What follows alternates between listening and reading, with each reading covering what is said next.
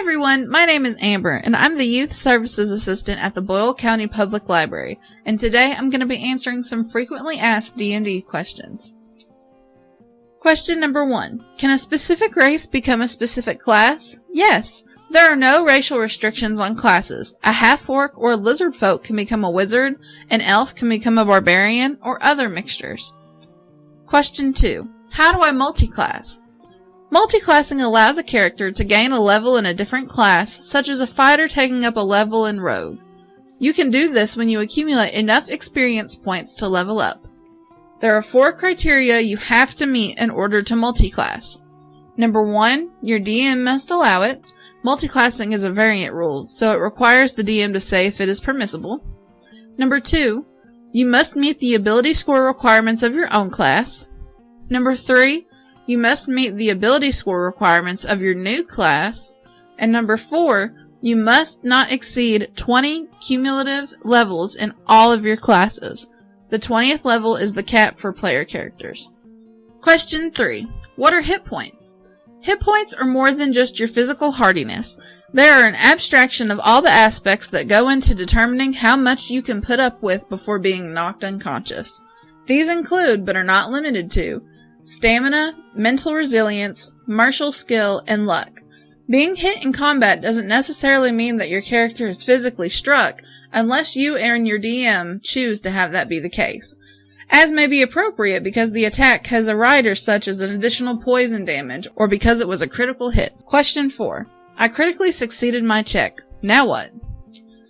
You cannot critically fail or succeed an ability check. Critical successes and failures apply only to attack rolls. Question 5. Can I use strength instead of charisma for my intimidate check? The short answer is yes, provided that you do something intimidating with your brawn. There are no intimidate checks, nor any other skill checks for that matter. Rather, there are ability checks, and you can add your proficiency bonus if you are doing a task that you are trained in, such as intimidating somebody. Question 6. Can I cast 2 spells in the same turn if one is a bonus action? Not unless the non-bonus action spell is a cantrip with a casting time of 1 action. Question 7. Does a bard have to be using its instrument in order to cast spells, or can it cast spells as long as it simply has its instrument? A bard can use a musical instrument instead of a spell-casting focus. A spellcasting focus may be used in place of material components of a spell. A spellcaster must have a hand free to access these components. Essentially, a bard simply needs to access an instrument with a free hand to cast a spell with material components. They do not need to be playing it. Question 8. Does being proficient in dex saves give you a bonus to initiative rolls? No, it does not.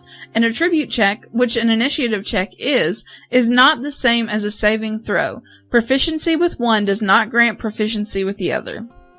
Question 9. Does the fighter's dueling fighting style work if you're using a shield? Yes. A fighter with dueling can use a one-handed weapon with a shield, spellcasting focus, or an empty offhand. Question 10. What is proficiency? Proficiency reflects training with a weapon, armor type, skill, or with an object. If you are proficient with something, you add your proficiency bonus when using that thing.